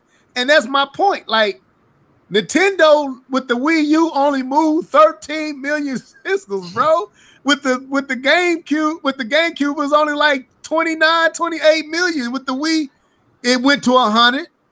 But Sony, 60 is what anybody else moving 60 would have been great. Sony moving 60 was considered moving that many would have been considered a failure. And that's my point. Like, they have conditioned gamers to automatically think I'm getting a PlayStation. Whether you are a Sony guy or not, you think I'm going to have a PlayStation under my TV with whatever else I have. That is a fact. And I don't care what people might want to argue me that. There are more gamers who think like that. They're going to get whatever their favorite system is, and they're going to get that Sony. Yeah, and you guys can blame Nintendo for it, because Nintendo created this monster. yeah. I would have never gave them my graphics card for an Xbox One S. I probably would have considered an X, but I probably wouldn't have done it. Just being honest. Yeah. Looking back on it, my son likes his Xbox, and that's because he ain't really had a PlayStation. If he had a PlayStation 4, I know for a fact, if my son had a PlayStation 4, I mean, he would not care about that Xbox. Speaking of that, my brother-in-law just got I think this is his very first PlayStation 4. He said, I don't know why I haven't been buying PlayStation the whole time. He's always been an Xbox guy, all the way from the original. Right. It's just, I'm telling you, it's something about, like, I'm a Nintendo guy. And the reason I stay with Nintendo is because of the IPs. Sony's PlayStation just are nice systems to have, and I don't know what it is. It's just the sound that it makes. I might hate on it, you know, but I do like Sony. And I had to come, and I'll be real, I had to come to grip with that reality, and I had to go ahead and face up the truth was when the PlayStation 3. I just liked it. And I was like, you know what? Stop fronting, man. You like the PlayStation. You want to hate because it's beating Nintendo, but you like it. And I might not like it more than Nintendo and their IPs, but I like Sony systems. I do. So it ain't no if It's when am I getting it, not if I'm going to get it. It's when. So let's move on from there. How much time we got? Okay, we got enough time. Before we get into this 2019. Are we ready for a completely digital gaming space? Keith. Yes. Okay, you can add the topic that you wanted to bring in to this if you want to. So you feel like we are ready? I do. I feel like I think we've been ready. I don't. Now that I have that PlayStation 4, I don't really understand why I had a disc. It's like I gotta put the whole game on the console, anyways. Yeah, the whole game is downloaded regardless if you have the disc. It's downloaded regardless, and I don't. We already digital. Dang, you put it that way. That is true. So, because it's not reading from the disc, the disc is only triggering that you actually own the game, and then it reads from what's already downloaded on the system. So it reads the digital content, but the disc is just to let them know that you actually own it. So that's crazy. Why? That's stupid. But so you say yes. That's because Sony created their system. Sony and Xbox has created the system to work together. They work with gaming companies. Xbox was stupid enough to go out there and say, "Well, we're gonna put the DDR, whatever, DRM, whatever on it," and Sony was like, we're not gonna say that." But the system was already sent out to the developers on this is how your games work on our systems, and Sony just kept the download portion because it worked the same on both systems. Now, Heart and Soul says something. I'm throwing this at you, D2K. Heart and Soul says we are not ready for all digital. There are still areas with slow internet. So, well, I was going to touch on that point when I got to mine. I was going to throw that D2, but whoever, throw the D2K. I'm sorry. Yeah, I was going to throw that D2. Well, we can say that there's some areas that still have slow internet, but if it all depends on how they deploy this. Because if this is going to be the only thing that you have and you don't have a standalone console that doesn't need that, then it's not an issue. It's no different than having an Xbox One X or a PlayStation 4 Pro. Some people don't have 4K TVs and therefore they don't have a reason to have those two consoles. So the same thing could be said about digital or streaming gaming. Some people in some areas might have slow internet, so then they can just get the regular standalone box that does everything that the consoles do now. And people who have like 1 gig down or higher can go with the streaming aspect. So this brings up a question that Keith kind of introduced. Should these new systems have multiple SKUs? Meaning, if you want the full digital type of box where you don't have let's say they can make a box that's fully digital and make it cheaper than having one with a disc drive in it. Should they make SKUs that are cater to those who want to go full digital and have the internet process, the internet that can make that a possibility, or how should they approach that? Because for disk drives aren't expensive at all. That I don't even really think it counts when you're putting it into a console, but those disk drives are extremely cheap, and the way they perform now, like that PlayStation 4 in there is loud as heck. The disk drive, yeah. It is. But I feel like if there was an area and there was like let's just use Microsoft because they're probably the one to do it because they're more forward thinking with this type of thing. They would, and if there's a particular area they have a SKU that plays like disc, and then in the Americas they may take the disc drive out or whatever, but they would cater to that area. It's just like Walmart. Walmart caters to the area that it's in. I was looking at it's random. There's a Chinese Walmart that had like stuff that Chinese people would buy, or even if you go back to America and you have a higher end area versus a lower end area, you're going to have different things in there. So the companies are going to cater to whatever market they are. So if they're like, just to go back what Heart and Soul said, because I want to touch on this. If there's an area with slow internet, they're going to cater to that area and they're going to take care of that area. So being all digital won't be an issue for them, but for the rest of the world, they can do all digital and they can have the multiple SKUs, and we probably would never see it. And just one more example, Microsoft Windows 10. Well, actually, just Microsoft Windows, period, anything. There's always like a NE or an EU for Europe. There's always different software for different areas. They always take care of those things. So that wouldn't be an issue. There isn't a one-size-fit-all, basically, is what I'm saying. Okay. K-Ball? I'm gonna say no. We're not. We're not ready for our digital. We think we're ready for our digital, but when it comes, we're not ready for our digital. The reason why I say that is this. We are being uh, uh, so laptops and games now and stuff like that are creating this atmosphere of diskless media because a lot of the laptops now don't even come with a hard drive on there. I mean, a disk drive on there. I know I have my little Surface. My Surface Book doesn't have a hard not hard drive a disk drive. Disk drive. And then I think my wife's last computer doesn't have a disk drive. And so, and even with the fact that the games still do the digital thing where it downloads, blah blah blah.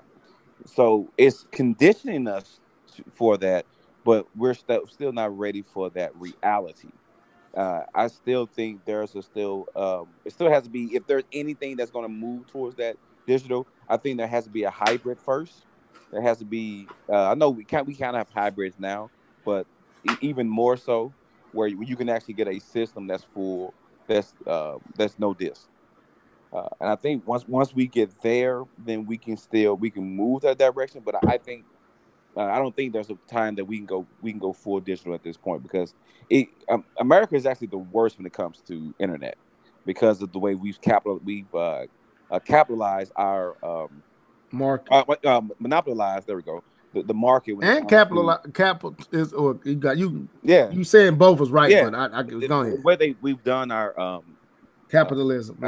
yeah, but our cable system, yeah, it's all the mom and pop spot. You don't have really mom and pop data because all that stuff is eaten up by all the big names. And so what also can happen also is when you get to download limits or you get to data limits when the provider tries to cut you off on how much you can actually stream. Where if you're going full digital, you know when are you going to hit those when you get to those because it's different than just game on the internet when you're downloading the visuals to go with the game that you're playing on. So I don't know. I'm going to lean to no because um, I think you would have to have something that has a SKU with a hard drive before you can actually say, hey, this system is going to be all digital. And then you have another thing when you had with the Xbox when everyone rallies against your system because you made a choice for them. And with net neutrality, we don't know where that's at. So, I mean, they definitely about to make that move. That's why a lot of this stuff is starting to be dismantled so that when they go full digital, they can make the money on charging us for this and charging us for that. It's coming, but I don't see this being a reality until maybe not next gen, not this coming gen, maybe the gen after that. Maybe the what's the you know like what the Xbox One X was. Maybe whatever that is for the next generation might be the system that does it. The stopgap or the upgraded system from next gen. You know whatever Xbox Sony make, that's gonna come with a disk drive like we normally get now, and then whatever they make to improve on that might not. You know, I'm kind of on the fence with all digital and physical. I'm starting to enjoy not having to get up and put a disc or a small cartridge in the Switch or a disc in my PlayStation. If I could just go through my menu and click this game and start playing it, it's so quick and effortless. I like that, but at the same time, not knowing all the stuff I'm losing by taking that physical disc out of my hand and being at the mercy of, you know, the digital data and the company that's storing that are, you know, I'm kind of leery of that, you know, not, you know, if some mess up on my PlayStation and you know, or some kind of way my stuff get lost, then, you know, a physical disc, I could just put it back in there and download it all over again. Whereas it's digital, I gotta prove I own. I don't know. I'm kind of leery of all that, but it's definitely coming. There's pluses and minuses to every situation. I mean, if you break a disc and you don't have any record of it anywhere, then that disc is gone. You have to go buy it anyway. But That's true. like for me, for example, with the Xbox One, I get an Xbox One in 2019. I can go back and download games that I bought back in 2009 on my Xbox 360 and play them today and pick it up just where I left off. Right. So, I mean, there's pluses and minuses to everything. As far as Microsoft, you know, they already said that they're coming out with 2 SKUs for a next-gen console. So we already know that they're going to do something in this regard. We don't know how far they're going to take it, but you don't come out and say that we're coming out with at least 2 SKUs, unless you're trying to do something like this. And they already have built the infrastructure in place, testing things like with Game Pass and Smart Glass and stuff like that. They're already building the infrastructure to do this. And if anybody is going to let the first domino fall, it's going to be Microsoft. But if you already have a brick and mortar console to go with that, then people cannot feel like they're being forced into something because you don't have to buy the streaming console. Right. Okay. I'll tell you from my experience, just really quick. It'd be really quick. I fear full digital, because my house is full internet. So pretty much, if the internet goes out in my house, nothing works. Because my cable is through the PlayStation View. I have phone system is through Wi-Fi. I told you, Alexa, talking to everything. So wall turn off, internet, light turn down, TV. Alexa, ain't nobody talking to you. Water turn on. Oh, my thing is turned on, man. Garage open. I'm like, man, if you don't shut up talking to this computer. Go ahead, though. I'm listening. So once that happened, you know, nothing works anymore, and so I'm just cautious with full digital because last thing I want is a snowstorm, internet drops off, and I can't even play video games no more. Oh, we got issues. Okay. Any final thoughts on this, or move on to another topic because we got a little bit more time. I'm trying to get out in another 20 minutes. Be done. I'm actually about to dip now. Okay. I got a message, so I gotta go. Okay. All right, it was good talking to you. How you too, bro? Take it easy. He leaving right when I asked this question, man. So, new Super Mario Bros Deluxe is $60, and I got a problem with this, and I'm just gonna say why. I feel like Nintendo is tripping with charging $60 for this game. I watched Digital Foundry's comparison to the old version to the new deluxe version, and I'm not gonna front. It looks good. It's 1080p, 60 frames per second, docked, 720p, handheld. It has all of the Luigi stuff in it, and it got new characters added to it. But I just don't feel like this game, being a port of a game like this, that it probably didn't take Nintendo much to, you know, add the little, you know, fixes to it and the improvements to it. I just don't feel like this game should be $60. And I just don't get. I feel like Nintendo is hustling the crap out of his fan base. Now, I understand for those who didn't own a Wii U and didn't play this game, it's a new game. But it's not a new game in the sense that you should be charging $60 for it. This game should be like Prime said, 40 at the most, in my opinion. And I want to get y'all. I was wanting Keith's thoughts, but he jumped out. But DJ, what you think about that, man? Like, I feel like this is straight hustling folks because they can. They in a position to, so they are. Well, what I was gonna say, Alex Prime just kind of said in the comments section about how all of these ports from the Wii U on the Switch are sold better than the Wii U versions. And what I was gonna say is that why not? Because Nintendo knows that you guys are gonna go out there and buy it anyway, so why not? It doesn't make any sense. It's a retread game. It's a game that you bought before. People make excuses why it's better this time to buy it. Nintendo knows you're going to, so they're going to keep. I would not be surprised if they haven't already, they're going to remake port every single game, first party title from the Wii U on the Switch. They're close. They only got a few more titles, and they have been on achieve that. I mean, what they got? I'm just Pikmin 3. New Super, Nope, they just Mario 3D World. Okay, yeah. What else? It's only like a couple of more games that they have been unachieved that.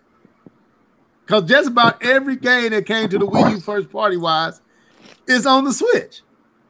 It's funny. I feel like the girl that got her head cocked and you know she like I'm just saying it's funny when that's how I feel right now because as a Sony fan I heard all the flames from the Nintendo fan base when it came to ports, and the PS4 wasn't really the PS4; it was the PS 3.5, and you guys should be ashamed of yourself for wanting to play games from a previous system. All that smoke came from Nintendo fans. Mm-hmm. All that smoke. And I play a system. I don't need ports for my system. I mean, I'm just saying all that smoke came from Nintendo fans. Me and Live was saying it too. All that smoke. And now Nintendo fans are like $60 for an old game. Yeah, guaranteed, man. That's how you do it. Bring all the ports. Like, hold on, wait a minute. You wrong, K-Ball. You dirty, bro. Wait a minute. I'm gonna let you get that off. I'm just saying, my thing is some of these ports, I'm okay with them being $60.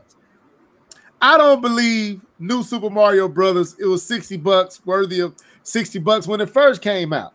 Yeah, it was just it was the timing that you accepted because it was a new system. You accepted that. It's basically a port of a port. Yeah, and I'm like, you think about the game itself. The game itself, when it first came out, wasn't worth $60, and it's not worth. It's better. Look, there are better games on the eShop, and I know New Super Mario Brothers is a solid game. It's Mario. It's Mario 2D. It's a solid game. It's a good game. I enjoyed the game, and if it was at the right price, I might add it to my collection for my daughter or something just to have. But the game is better games on in the eShop for $19 and less. There are $14 games in the eShop better than this game. And like I said, I didn't have a problem with Mario Kart Deluxe being $60. I didn't have a problem with some of the other games that were remakes from the Wii U era being $60. But I have a problem with this one and some of the other ones like Toad shouldn't have been the price it was. It should have been cheaper. Like some of these games don't have to be $60. And that's my problem. Like I said, bring all the ports, bring them all. And it'll cost, of course, 13 million people only had opportunity to play them, so you might as well bring them all because nobody played them. Bring them all, but price them right. See that whole argument saying only 13 million people got to play them. Did these people just get born when the Switch was released? Were these people not alive when the Wii U was out? Did these people not have jobs and access to money? I'm saying they didn't buy a Wii U. That's what I'm saying. They didn't buy a Wii U, so they didn't play them. So with the Switch, how do you even know that these people that didn't buy a Wii U that have bought a Switch are buying it for those games?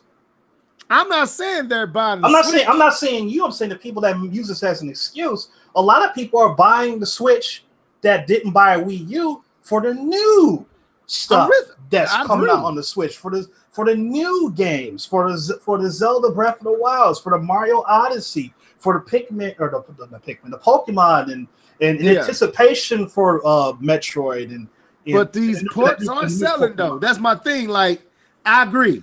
I believe that the system is selling for the Breath of the Wilds, the Odysseys, the Pokemons, the Smash Bros, the Mario Kart Deluxes. That's why the system sold.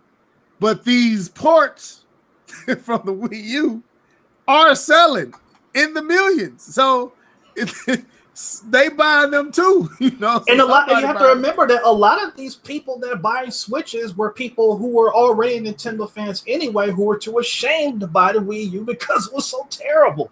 So it's not like people who wouldn't have bought the games anyway. They just didn't buy it because they said, you know what, I'm good. I'll wait till the next generation for this one. You know? I'm just saying Nintendo doesn't have to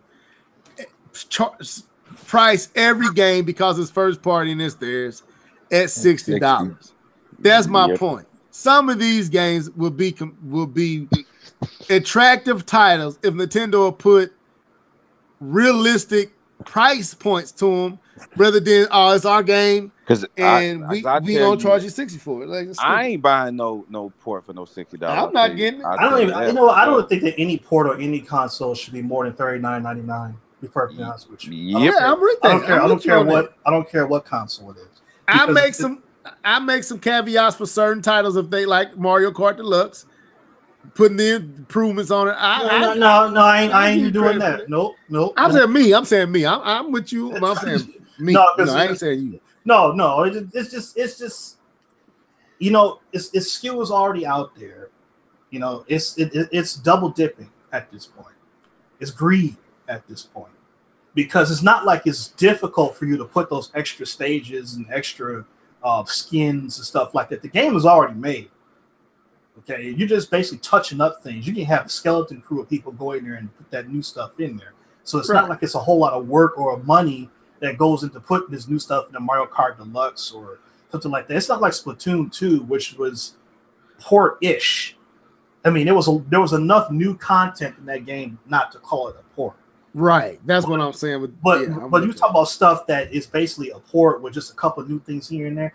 That's not a lot of work. And charge $60 for it again. Well, like you said, a game that shouldn't even miss $60 in the first place is dumb. Yeah. So, with that being said, let me hit this last. This should have been we unhit all this stuff anyway. But I can either save it for the next cast, or we can try to hit it now. It's up to you guys. What is it? It was basically, what games are you highly anticipating? What rumored or scheduled game are you highly anticipating for 2019? We can either table it, or we can. I'm not really excited about anything that's coming out this year from anybody. I got one. Maybe one. I got a couple. What you think, K-Bun? You want to table it, or you want to go into it? The truth said talk about it. The truth always want us to talk about. All right, truth. So for this year, one game, if it actually makes it, I'm interested in that Metroid. If it makes it, I don't know if Nintendo is actually going to drop it this year. Somebody in the comment section was saying that it's not coming out this year. I haven't kept up on it. Yeah, I saw that earlier. Yes. Yeah, that's the game. If it ain't, then that's one of my highly anticipated. Bayonetta 3 is another one. Now is Cyberpunk a first person shooter? It's a first person shooter. See, that's the only thing. I like what I saw, but it's an amazing. And I know that's kind of crazy that I'm saying that, and I'm talking about Metroid Prime, ain't it? That's kind of retarded. But but it's a whole totally different game though. So The Last of Us 2. For sure. And I'm also hoping, I ain't gonna say I'm hoping, but I'm also interested to see if we really are going to see an improved Switch. I think with what's going on with the Switch currently and the way it has been received by the gaming community, I think it would be a wise move to improve the Switch, and I want to see if Nintendo is going to make that move. So that's them kind of my anticipations for this year.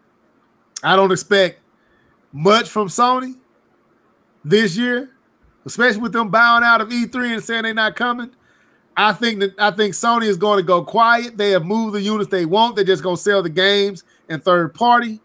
I don't think they're going to make any major announcements this year or major moves this year. I think 2020 is the year Sony blows the industry doors open again with whatever they gonna come with, and I think Microsoft is going to be going ham to position themselves to compete with Sony, but they got to do it before Sony, or they gonna be in the same pot they in now. So, but that's what I'm anticipating. Last of Us 2. I'm hoping Metroid get announced, some shown of it, and possible a new Switch design being introduced. That's me. Go ahead, D2 or K-Bun, whoever want to go. I can go because my most anticipated game is gonna be easy, man. It's easy. Everybody knows what game I'm waiting for. Everybody should know. And that is Crackdown 3. I mean, I've been waiting for this game. Dude, if you don't stop, man. Why? It's called congratulations. You played yourself. Don't do it like that. But you know what? It's gonna be good though. Crackdown gonna be good, man. I think people You know what? Crackdown gonna be good, man. It's like sometimes when you wait too long to do it's like, man, the hype is gone. The hype of it is gone. But I think it's gonna be a good game. It might have been great if they came out when it was supposed to, but now it's like, dude, it's kind of like if you're making the cake and if you keep mixing it too much, it comes out all gummy. It builds up all that gluten and everything. That's what I expect to see with Crackdown 3. I think it's just gonna fall flat. Dude, but ain't it amazing that Crackdown 3 was shown like in 2013? Like it was one of the first games we was anticipating for the Xbox, and didn't they show that at like they first time showing the Xbox for real? I think the first one we saw was it 2015? I thought it was earlier than that. Was it? I had to be 14. Maybe 14. Dude, that's 5 years ago. That's a long time. That's a long time, bro. But go ahead, K-Bo. You said Crackdown, huh? So what you anticipate? Now, going for real, what you really anticipate, man? So my number one game on my list is that Cyberpunk. I mean, I'm blown away. I watched the hour-long trailer they had for it, and we got Smash Bros. Though. I'm here for it, man. And so yeah, I'm that's most excited. I'm actually excited about, and I know that's a bad thing to say on this podcast, but I'm excited for Anthem. I really want to see what that game is gonna be like. Yeah, I forgot about that. No, I mean, I want to see Anthem, but I ain't excited about it. It'll have to make me excited when I'm playing it. But I want to address Alex. He said you aren't excited for Resident Evil 2 remake, Kingdom Hearts 3, or Devil May Cry 5. I don't give 2 cents about Devil May Cry. I'm sorry. The game, I tried to get into these newer ones. Maybe the old ones back on the PlayStation 2, back in that era, I thought they was fun, but these newer ones just don't excite me. I don't like the whole punk rock haircut, and I don't know. I didn't care for it. Kingdom Hearts 3, never been into Kingdom Hearts. So, I mean, that's me. I ain't saying nobody shouldn't be. I'm saying me, I ain't never been into Kingdom Hearts. Resident Evil 2, it ain't a game I'm highly anticipating. I mean, it looked like it might be good, but I'm talking about like highly anticipated. I don't feel like none of those games outside of Kingdom Hearts 3 is highly anticipated, in my opinion. But I think Kingdom Hearts 3 is a highly anticipated game, but not for me though. But the other two, I don't. Resident Evil 2 is gonna do good. I think it's gonna do good. It looks good, but it definitely. I don't know. I mean, the game I want to see is Metroid. I want to see if this Retro Studio, if they ain't the ones making it, I want to see if this game is going to be right. I'll tell you what I want to see. I want to see if Retro Studios is actually open in 2000. Yeah, we don't even talk about Retro Studios no more. I want to see if they actually exist. I do want to see that Jump Force. That's gonna be the truth right there. Yeah, that Jump. Yeah, that looks good. Yeah. Yeah. What's another one? They saying this year's supposed to be great, and I mean, what else is coming? We got Last of Us from Sony. What else coming from Sony? They got Days Gone. Alex, you dirty, bro. Alex said, I'm pretty sure Retro Studios are just janitors now. Dude, you ain't right. So they cleaning up the offices and changing trash now. That's what they. I mean, dude, we don't even talk about retro no more, bro. When's the last time you heard anybody say, I wonder what retro is? Once we found out that Metroid wasn't being developed by them, I think we stopped caring. Yeah.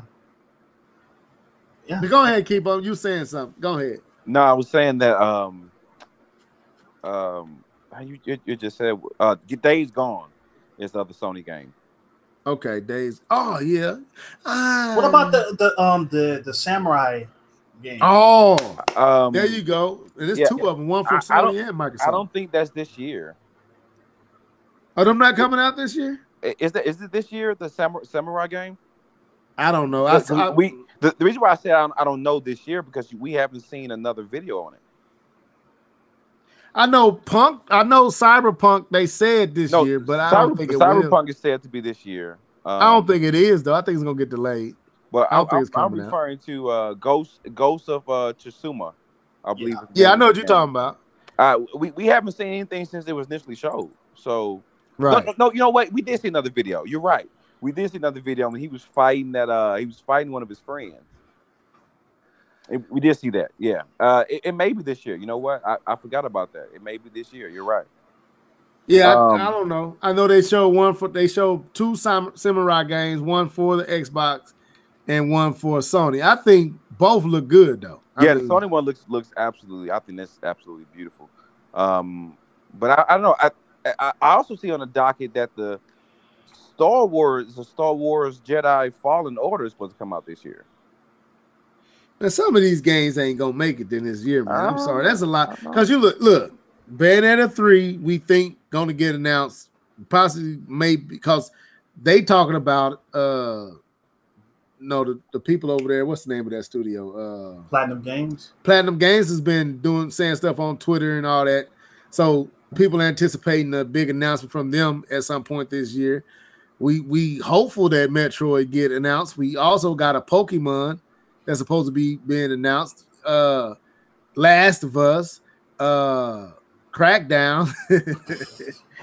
Hey, what else? Cyberpunk. Just missed that. What else? There's a few other titles that's supposed to be coming out this year. That's supposed to be. I can't think of all. Ultimate Alliance. That's gonna be cool, but I ain't highly anticipating that one. No, it's not highly anticipated. I mean, no, it's not highly anticipated. The truth, I can't give you that, bro. It's definitely gonna be probably purchased by a lot of people. Yeah, I'm getting it for the Switch. I'll be buying that one outright. Yeah. Let's see, you got Tom Clancy's Division 2.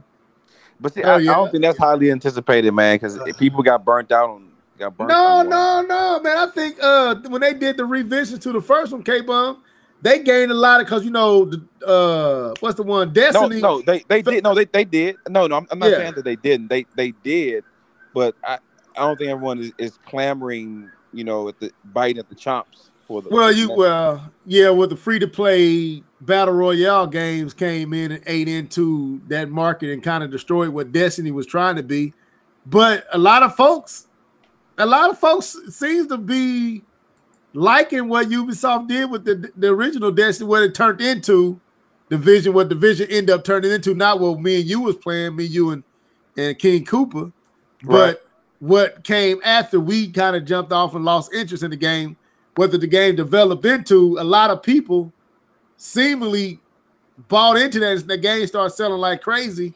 And supposedly they highly anticipating that next Division. I mean, for me, I like playing with y'all. I have friends that still play it. Yeah, so I know people that still play it. And that was fun. I don't know if it's highly anticipated. I know people like my brother still plays it every now and then. But Okay. We'll just give a rundown. We got Metro Exodus. Yep. Metro. Rage 2. Gears of War 5. That's coming? Yep. Wow. Dead or Alive 6. Who? Dead or Alive 6. Who? And that's like 10 Tekken 8. Ain't nobody. I think Tekken is all them games starting to get Shenmue 3 is supposed to come out this year, finally. Okay. Doom Eternal. Yeah, I forgot about Doom Eternal, but I ain't buying it. Go ahead. Yoshi is coming out this year, but that was coming out like earlier this. Yeah. And Kirby, a Kirby game. I'm just looking at. Hold up. It's called Congratulations. You played yourself. Damon X Machina, that game. That's gonna be good. That's the Switch. That's gonna be dope. I forgot about that. That's the only game I saw. Like this looks pretty good. Yeah, that's about it. I mean, there's other games up there, but I'm like, looking at all of them, it's like, I don't know. I'm hoping that Nintendo has a direct.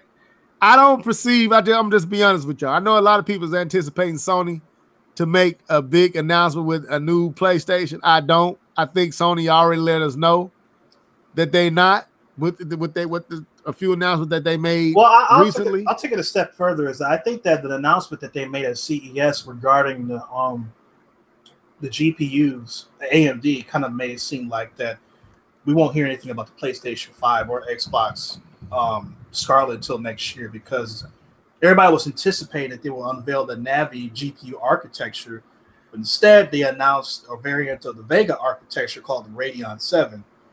And that, to me, and I think Lisa Su is her name, the lady that's the CEO of AMD, said that we have more information later on in the year regarding the Navi architecture. So, but I'm thinking that we won't hear anything about any of those consoles until we hear more about the actual architecture they're going to be using that's made public. I'm agree. I see Sony is in a position where, like for somebody said, they just watching Microsoft. They in a comfy position. It's concerning because, like K-Bum says, when Sony gets in this position, Sony gets extremely arrogant. The same way Nintendo does the same thing. When Nintendo's on top, we got the Wii U. You know what I'm saying? When they struggling, we get the Switch. So Sony, we got the PlayStation 4 out of a struggle. Now that they winning, they in a comfortable position. They not gonna say nothing this year. They don't have to. The Last of Us, they probably have a few other third party worked out deals with third party to where they might have something on a limited exclusive tip where it's limited for a certain amount of time, and Sony and Microsoft got to do all the fighting this year. So I don't expect nothing from Sony. When they say they're not going to E3, I don't think they finna do a big nothing this year. This is gonna be a quiet year from Sony. They're going to let the PlayStation 4 and PlayStation 4 Pro, then the games carry them through, and then 2020 is going to be a year I think they're going to blow out their stuff, whether Microsoft has or hasn't. And I think this will be a grand opportunity for Nintendo to revise their Switch and improve it, because it definitely has made money. So they in a position where they can definitely do something greater than what that system is, and still probably charge the same price for it. But I don't expect them. I expect them to, add some ports to it and change little things that are messed up on there. They'll probably go ahead and give you the full-on voice chat with no nonsense, no connectors and all that other crap that you got to do. It might have a little bit more memory, more storage capacity, but I don't expect them to do much more than that, and they don't need to, because you're going to buy whatever they give you. I would expect it to be probably a slimmer Switch rather than a beefier Switch, a more streamlined Switch that has better functionality and a little bit faster. But other than that, it'd be more the same, because they don't want to alienate. They don't want to alienate their install base. You just people who invest in the Switch. Now, let's just say, for the sake of argument, it was possible to make a Switch as powerful as PlayStation 4. Where does that leave everybody else? I mean, as long as the games still play on it, and they can get the games that's coming to the new. No. I'm saying that you can't do that. Oh, if you can't do that, then that's gonna be a problem because right. That's the reason why that whole Switch Pro nonsense is so stupid because Nintendo would never do that to their fan base. So, right, but looking at what they've been able to do with their handheld division, and we in here. They don't need to do anything.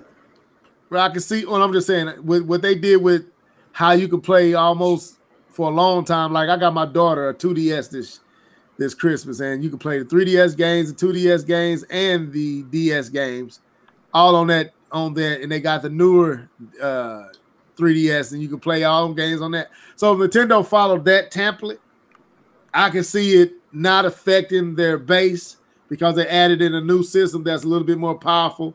Long as those games are being able to be played elsewhere, kind of like what the Xbox One X is to the Xbox One. As long as Nintendo do something like that, I don't see no issue. But if they make it to where you can't play those games anywhere but the newer system, then yeah, that's going to be a problem. But with that being said, this was the Live and Level Gamers podcast. We will be talking about what was the most impactful, most important, and most relevant MCU titles. What made the MCU, what helped make the MCU what it is, what movies in the MCU were the most important to causing that to happen.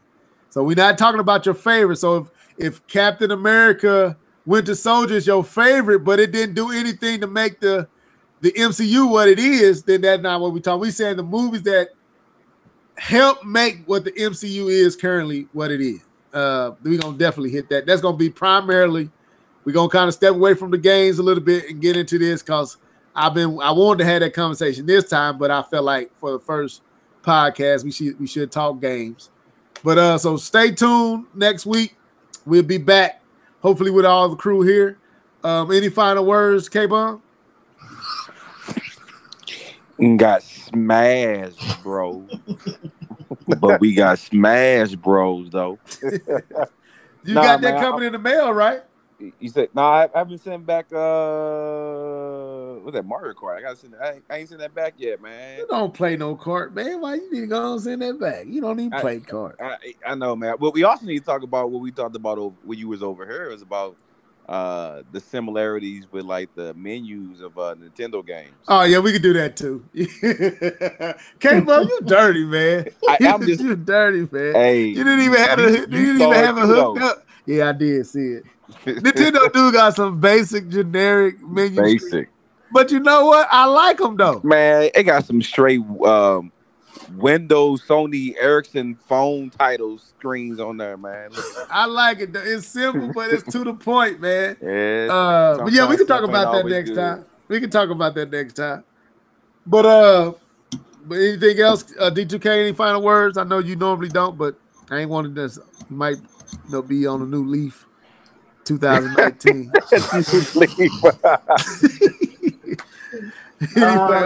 No, I don't have any new parting shots or anything. All right. Well, with that being said, man, I enjoyed the live chat. Y'all kept it lit. I appreciate all you guys that was over there. The Truth. Who else was over there? Danny was arguing. Danny, Heart and Soul was in there. Heart and Soul, Cornelius, Alex Prim. Alex Prim. No, I was playing. Alex Prime's up in there giving us that info that we don't have all the time. Alex, we're going to get you back on the show, man, at some point, man. We're going to make that happen. Who else was in there? There was a few other folks in there. Yeah, I know some others popped Tony was in. over there. Tony popped in. Dark Sun Riser popped in. Dark Sun Riser, yep. I can't think of all y'all. I ain't even looking at it right now, but we appreciate y'all keeping us company. For sure. And we look forward to having this conversation next week. But it's going to be an MCU conversation, man. So y'all better get ready. And some big announcement in gaming happened between then and now. We'll talk about that too. But we still going to be mainly talking about the MCU and the most impactful, most important, most influential movies in the MCU that caused it to be as great as it currently is. With that being said, we about to get out of here. Y'all stay blessed and stay safe. And we out. Deuces.